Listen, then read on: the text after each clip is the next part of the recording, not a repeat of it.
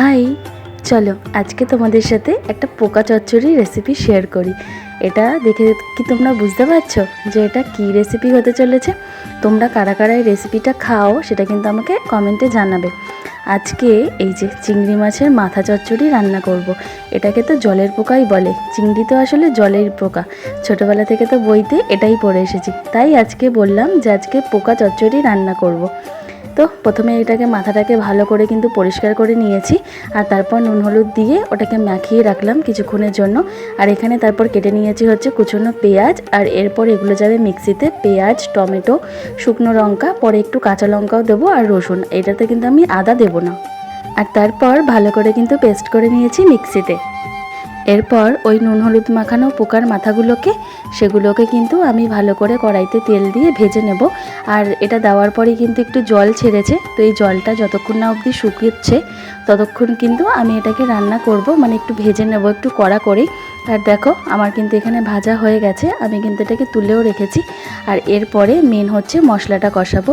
তো কড়াইতে আমি দিয়ে দিয়েছি হচ্ছে সাদা তেল। সর্ষের তেল দিলে ভালো হয়, কিন্তু আমি আজকে এই তেল রান্নাটা কিন্তু সাদা তেলেই করছি। আর তারপর ওর মধ্যে দিয়ে দিচ্ছি হচ্ছে সামান্য পরিমাণে কালো জিরে ফোড়নে, আর দিয়ে দেবো হচ্ছে ওই যে কুচিয়ে রাখা পেঁয়াজগুলোকে। আর এই রান্নাটা কিন্তু আমি আজকে ফার্স্ট টাইম করেছি। আমাদের বাড়িতে কিন্তু চিংড়ি মাছের মাথাটা সবসময় বাটাই হয়, তো আজকে এরকমভাবে রান্না করলাম বরের রিকোয়েস্টে। তো এরপর আমি দিয়ে দিয়েছি ওই পেস্ট করা মশলাটা।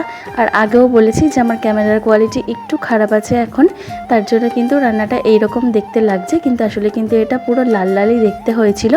এর মধ্যে দিয়ে দিলাম হচ্ছে সমস্ত মশলা, নুন, হলুদ, জিরের গুঁড়ো সামান্য পরিমাণে, আর সামান্য পরিমাণে হচ্ছে লঙ্কার গুঁড়ো। এরপর কিন্তু পুরো তেল ছাড়া অবধি আমি কিন্তু মশলাটাকে ভালো করে কষাবো।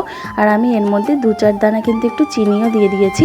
তো মশলাটা যখন তেল ছেড়ে গেছে তারপর কিন্তু আমি এর মধ্যে দিয়ে দিলাম হচ্ছে ওই মাথাগুলোর সাথে মশলাটাকে ভালো করে কিন্তু কষিয়ে যখন সাইড দিয়ে একটু তেল তেল ছাড়বে তখন ওর মধ্যে দিয়ে দেবো সামান্য পরিমাণে একটু জল।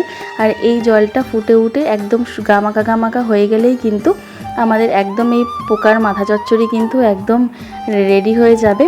তোমরা কারা কারা এটা বাড়িতে ট্রাই করো বা এরকমভাবে খাও বা এর মাথা বাটা খাও সেটাও কিন্তু আমাকে জানাবে। মাথা বাটাটা খেতে তো দারুণ লাগে, আর এটাও আজকে ফার্স্ট টাইম আমি করলাম। জানি না খেতে কীরকম হবে, বরের রিকোয়েস্টেই করেছি, তো দেখা যাক ওর কীরকম লাগে। তোমাদের রেসিপিটা কীরকম লাগলো কমেন্টে জানিও। রেসিপিটা দেখতে তো খুব সুন্দর হয়েছে, আশা করি খেতেও খুব ভালো হবে। তো চলো, চিংড়ি মাছের এই মাথা চচ্চড়িটা তোমাদের কেমন লাগলো জানাবে। আজকের ভিডিওটা এই পর্যন্তই থাকলো। ভিডিওটা ভালো লাগলে চ্যানেলটা সাবস্ক্রাইব করো। টাটা।